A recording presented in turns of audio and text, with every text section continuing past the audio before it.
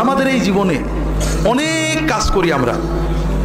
কারোর লক্ষ্য উদ্দেশ্য এমপি হওয়া, কারোর লক্ষ্য উদ্দেশ্য বড় ডাক্তার হওয়া, বড় লোক হওয়া, অনেক উদ্দেশ্য আছে। আমরা অনেক কিছু করি, কিন্তু আবার সব কিছু রেখেই চলে যেতে হয়, ঠিক না? আর একটা জিনিস বোঝেন, দুনিয়াতে কেউ আপন হয় না। যে বউ আপন, 2 ঘন্টা আপন থাকেতে 4 ঘন্টা ঝগড়া করে, আসে না? যে ছেলে আপন, সে 2 ঘন্টা কথা শুনে তো 4 ঘন্টা কথা শুনে না, ঠিক না বেঠিক? যে ভাই আপন, সে ভাই 2 ঘন্টা আপন আর 2 ঘন্টা পর। যে বাবা আপন, যে সবচেয়ে আপন মা আপন, সেও দেখা যাচ্ছে আরেক ভাইয়ের কথা শুনে পর হয়ে যায়, হয় না? হয় না? হাজারিন, দুনিয়াতে কেউ 16 আনা আপন হয় না। আমাদের এই জীবনটা পরকে আপন করার, মানুষকে খুশি করার জন্য একটা সংগ্রাম। ছোটবেলায় বাবা মাকে খুশি করার চেষ্টা করেছি, পারিনি, কত পারছে, ঠিক না বেঠিক? বড় হয়ে বান্ধবীদের বন্ধুদের খুশি করার চেষ্টা করছি, থাকেনি, ঠিক না বেঠিক? বিয়ে করে বউকে স্বামীকে খুশি করার চেষ্টা করেছি, 16 আনা কখনোই হয়নি, ঠিক না বেঠিক?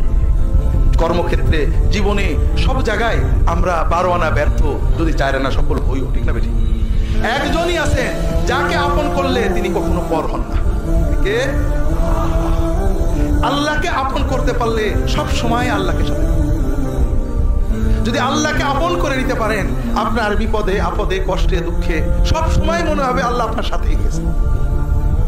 যে বেদনা কারোর কাছে বলা যায় না, বউয়ের কাছে বলা যায় না, মায়ের কাছে বলা যায় না, যে আনন্দে কাউকে শরীক করা যায় না, যদি আল্লাহকে আপন করতে পারেন, সেই আনন্দে আল্লাহকে শরীক করতে পারবেন। সেই বেদনার কথা আল্লাহর কাছে বলে বুকটাকে হালকা করতে পারবেন।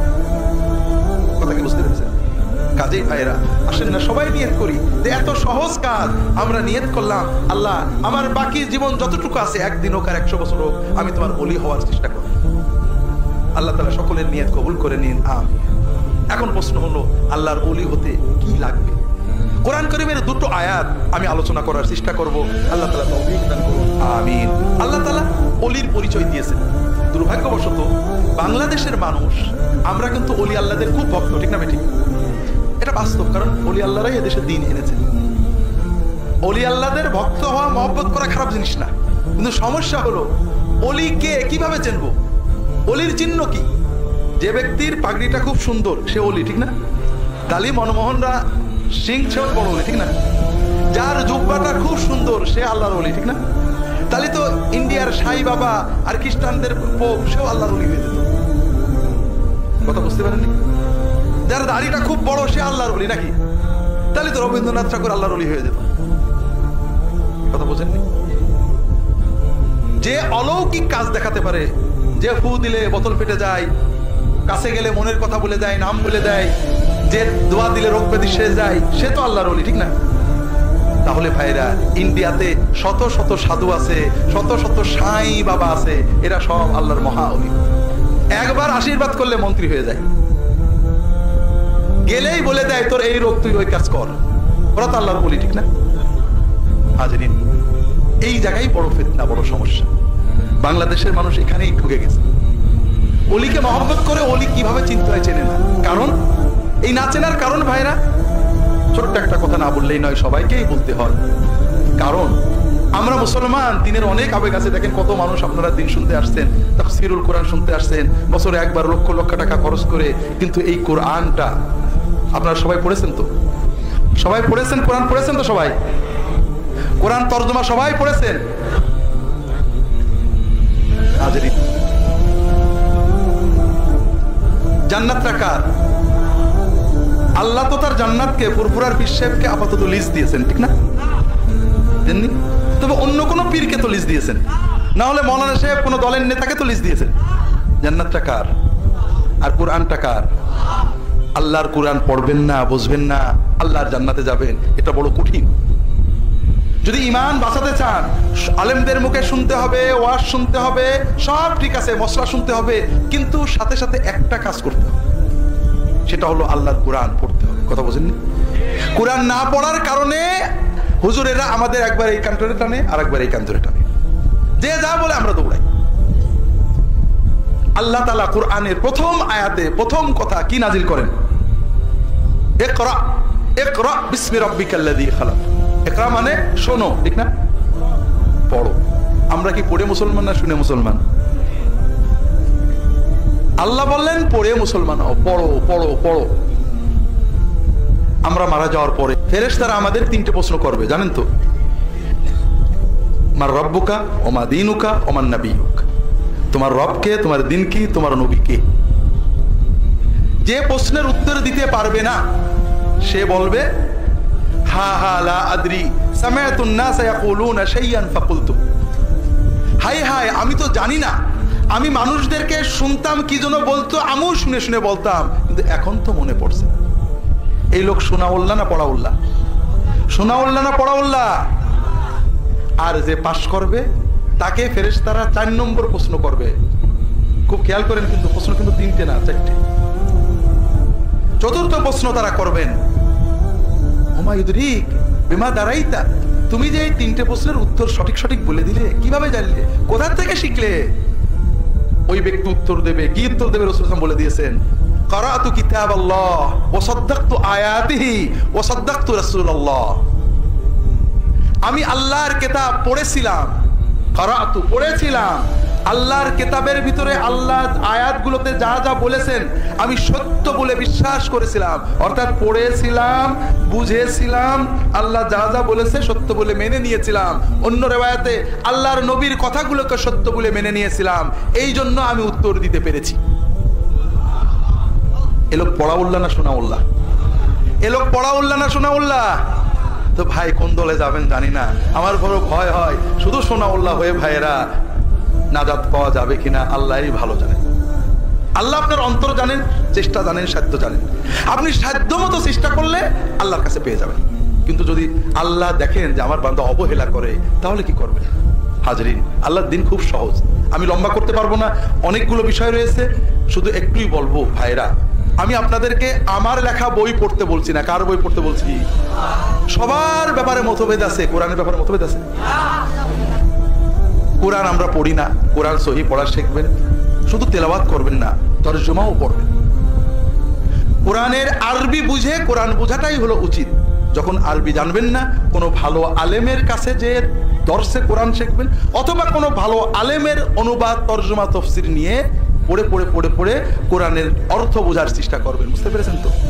আল্লাহ কোরআন কারিমে বলেছেন, আল্লাযীনা আতাইনাহুমুল কিতাবা ইয়াতলুনাহু হাক্কা তিলাওয়াতি উলাইকা ইউমিনুনা বিহি, যাদেরকে আমি কিতাব দিয়েছি তারা এই কিতাব হক তেলাওয়াত করে।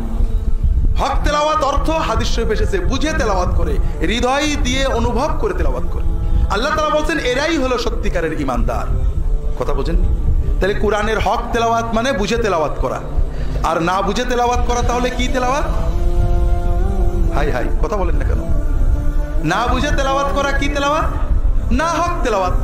বুঝে তেলাওয়াত যদি হক তেলাওয়াত হয়, তাহলে না বুঝে তেলাওয়াত না হক তেলাওয়াত।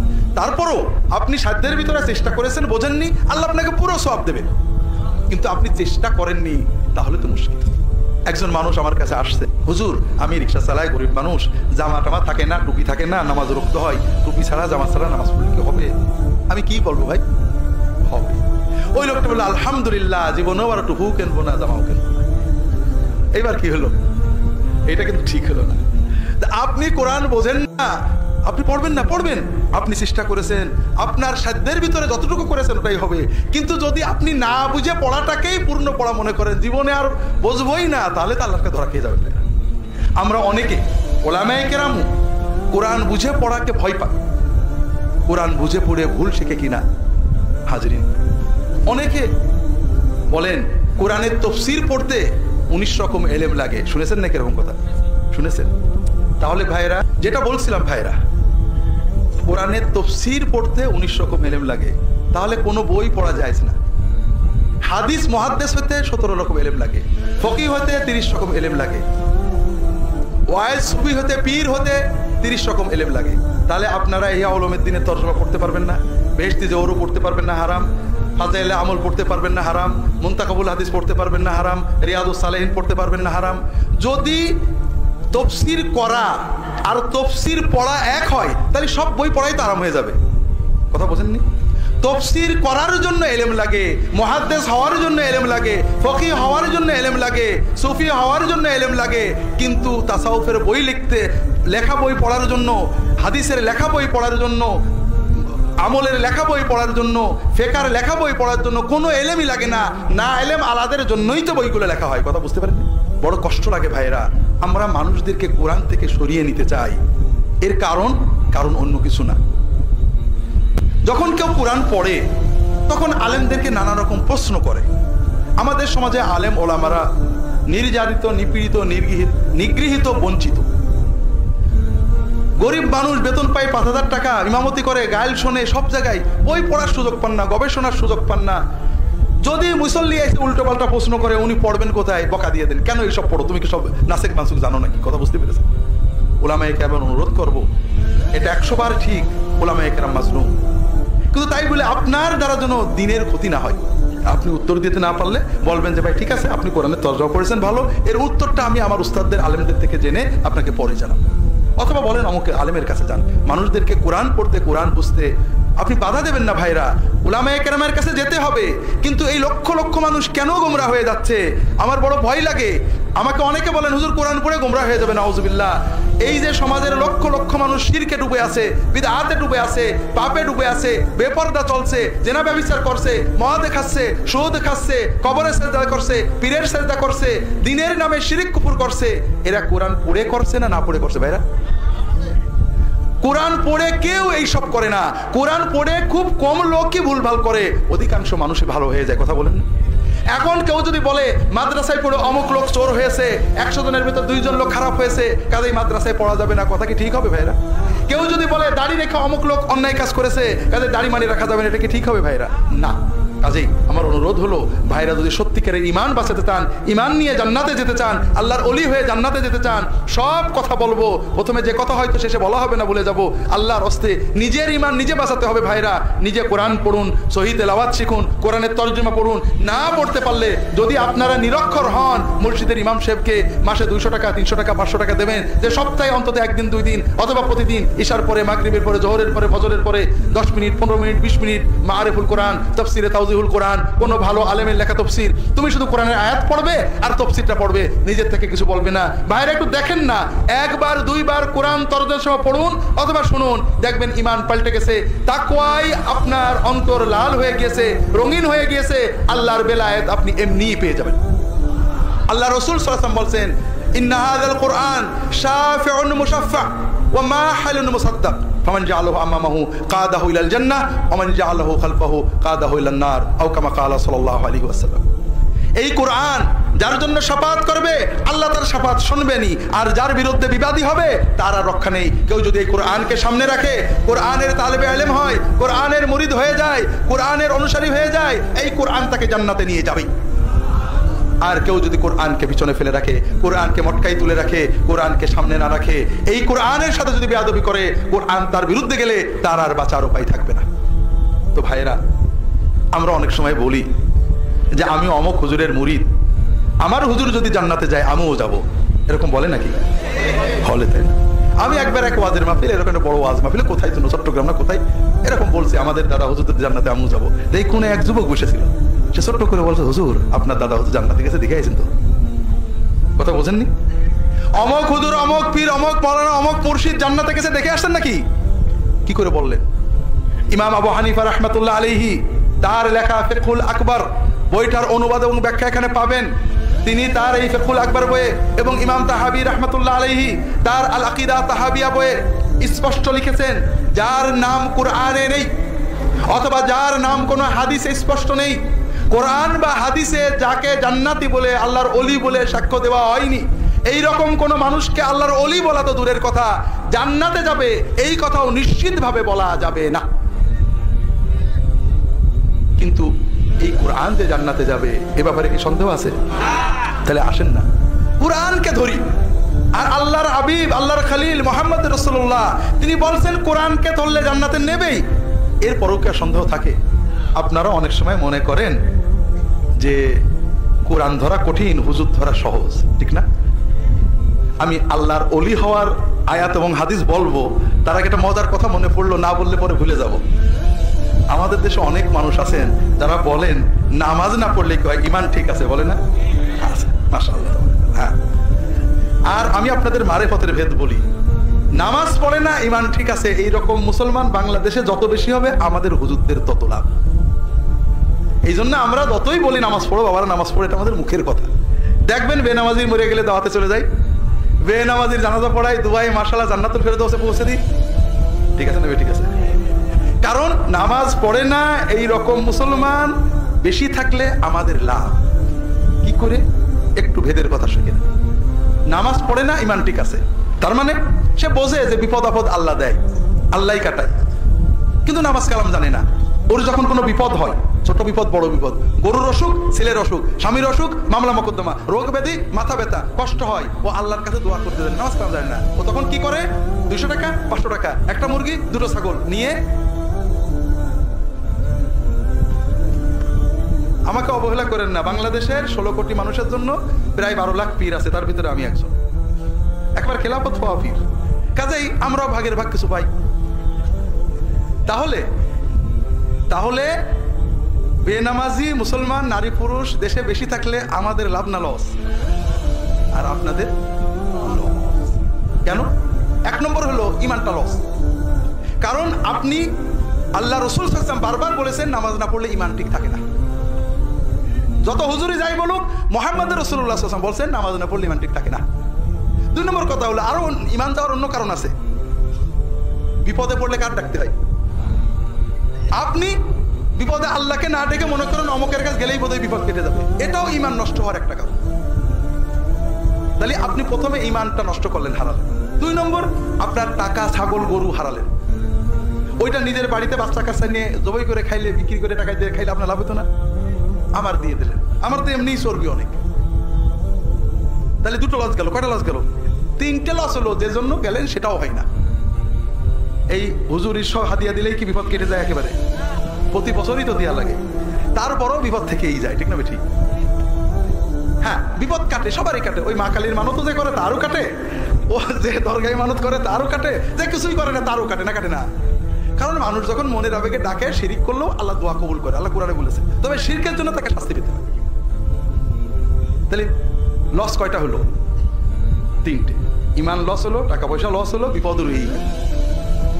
হাজরিন, আর যদি নামাজ পড়তেন, আল্লাহ রাসূল সাল্লাল্লাহু আলাইহি ওয়াসাল্লাম বলেন, আকরাবু মা ইয়াকুনুল আবদু মিনাল্লাহি ওয়া হুয়া সাজিদ ফাআকথিরু ফীহি মিনাদ দুআ ফাইন্নাহু কামিনুন আইস্তাজাবা লাকুম।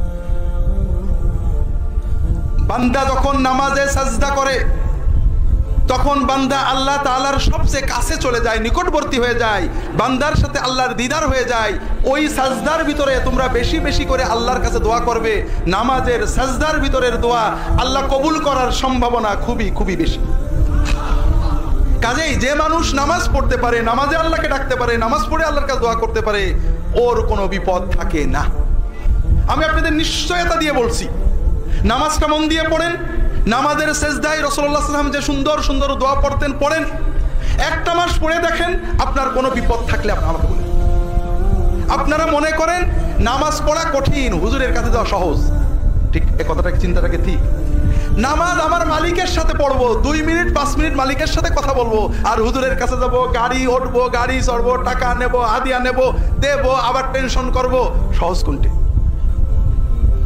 আল্লাহু আকবার। বাইরে একটা কথা বলি, হয়তো টিভিতে কেউ শুনেছেন, আমার জীবনে অনেক কথা আছে।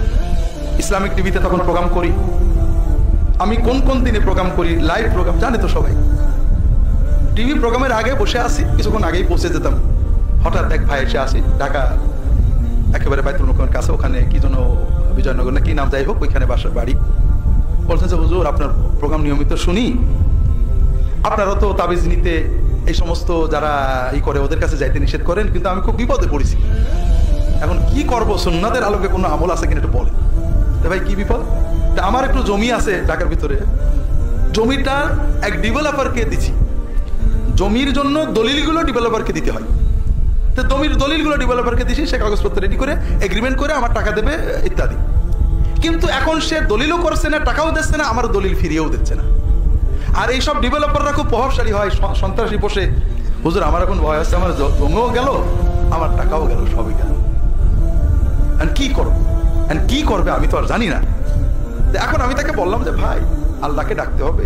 আপনি তাহাজ্জুদের নামাজে উঠে আমার রাহে বেলায়েত বই থেকে 2টো দোয়া শিখিয়ে দিলাম, যে এই দোয়াটা আপনি পড়বেন তাহাজ্জুদে সেজদায়, যে অন্তর দিয়ে অর্থ বুঝে আপনি আল্লাহর কাছে ডাকতে থাকবেন, হয়তো বা আল্লাহ বিপদ কাটে। এছাড়াও তাহাজ্জুদের পরে, নামাজের পরে এই দোয়াগুলো করবেন।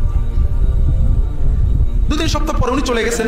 2-3 সপ্তাহ পরে বা বোধহয় 1 মাস পরে, আমার ঠিক ভালো মনে নেই, হঠাৎ দেখে আবার আসছেন। তো হুজুর আলহামদুলিল্লাহ একটা সুসংবাদ আছে। কি হয়েছে? হুজুর কয়েকদিন আগে, 2-3 দিন আগে বললেন, হয়তো আমার ভালো মনে নেই, ওই ডেভেলপার এমনি এসে দলিলগুলো আমার দিয়ে চলে গেল।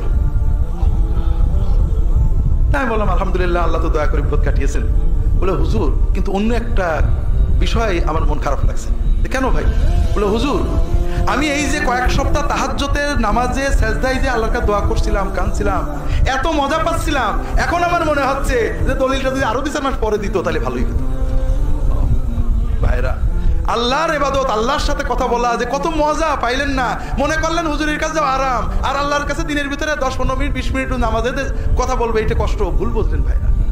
আপনারা মনে করলেন যে কোরআনের মুরিদ হওয়া কঠিন, হুজুরের কাছে যায়। ভাইরা না, কোরআন আল্লাহর কালাম, কোরআন আপনার ঘরে আছে, পড়বেন, আল্লাহর সাথে কথা বলবেন, দিলে তাকওয়া আসবে। হ্যাঁ, এরপরে কোরআনের আলোকে যে আলেমকে ভালো পাবেন, সেই আলেমের সোহবতে যাবেন, মাসলা মাসাইল শুনবেন। একা কোরআন পড়ে মুফতি হওয়ার চেষ্টা করবেন না, কারণ আল্লাহ নিজেই কোরআনে বলেছেন প্রত্যেক মুমিনকে কোরআন বুঝে পড়তে হবে। ইয়াতলুনা হাক্কা তিলাওয়াতিহি। আবার আল্লাহই কোরআনে বলেছেন ফালাউলা নাফারা মিন কুল্লি ফিরকাতিন মিনহুম তাইফাতুন লিয়াতাফাক্কাহু ফিদ্দীন। প্রত্যেক জনপদের ভিতরে কিছু মানুষ বেরিয়ে যেতে হবে, অনেক দিন গবেষণা অধ্যয়ন করে দ্বীনের ফিকহ অর্জন করতে হবে, ফকিহ হতে হবে। কাদের কোরআন বুঝে পড়া আর ফকিহ হওয়া এক জিনিস নয়। আপনি কোরআন বুঝে তাকওয়া অর্জন করবেন, মাসলা মাসাইলের জন্য আলেমদের, কোরআনের আলোকে যে আলেমকে ভালো পাবেন, যে আলেমকে মুত্তাকি পাবেন, যে আলেমকে হকপন্থী পাবেন, সেই ধরনের আলেমদের সহবতে যে ফিকহ শিখবেন, মাসলা শিখবেন। আল্লাহ তাআলা তৌফিক দান করুন, আমিন। হাজরিন, একথা বলার উদ্দেশ্য, আল্লাহ কোরআন কারিমে ওলি কে তা বলে দিয়েছেন।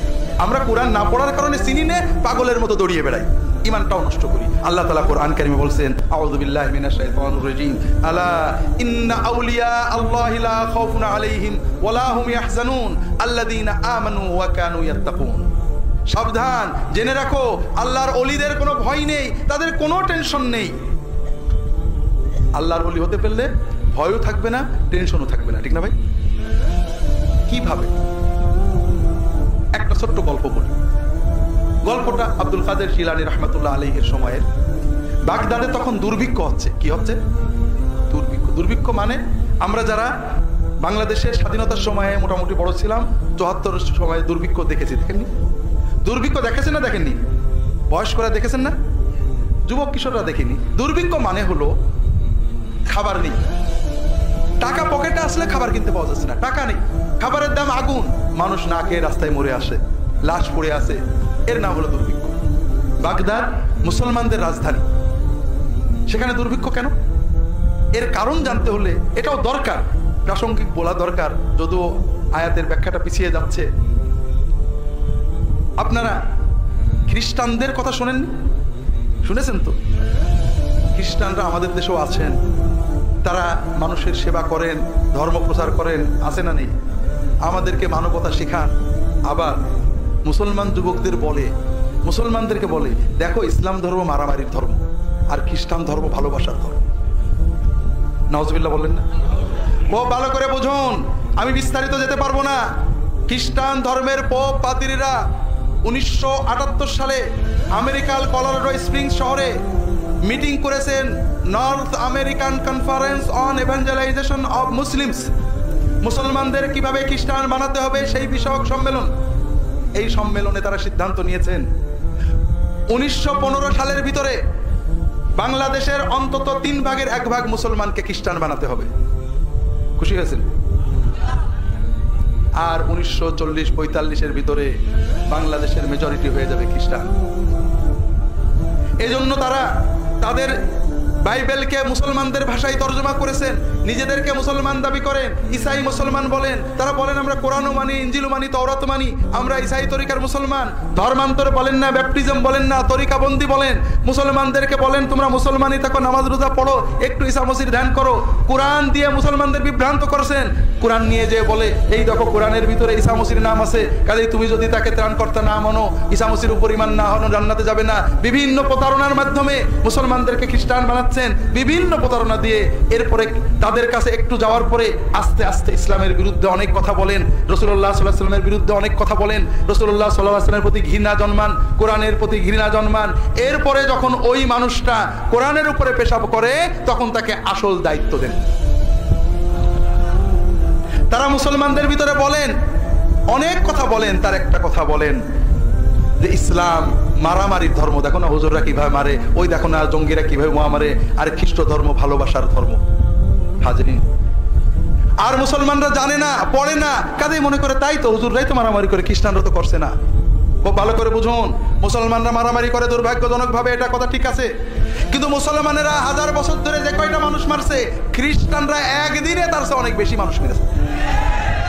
একটু পড়েন, বেশি পড়া লাগবে না, এখানে একটা বই আছে কেতাবুল মুকাদ্দাস, ইনজিল শরীফ, ঈসাই ধর্ম আমার লেখা, একটু পড়েন। ইন্টারনেট সব লিংক দিয়ে দিয়েছি, ইন্টারনেটে যে লিংক দেবেন, উইকিপিডিয়া পড়বেন, খ্রিস্টান লেখকদের লেখাই পড়বেন যে ধর্মের নামে, ধর্ম প্রচারের নামে, ধর্ম বিরোধীদের মারার নামে, হেরেসির নামে, হেরেটিকদের বিরোধিতা করার নামে, ক্রুসেডের নামে, ধর্ম খ্রিস্ট ধর্ম প্রচারের নামে গত 2000 বছরে অন্তত 2-3 কোটি মানুষকে তারা জীবন্ত নির্মমভাবে শান্ত মাথায় হত্যা করেছে, জীবন্ত আগুনে পুড়িয়ে মেরেছে।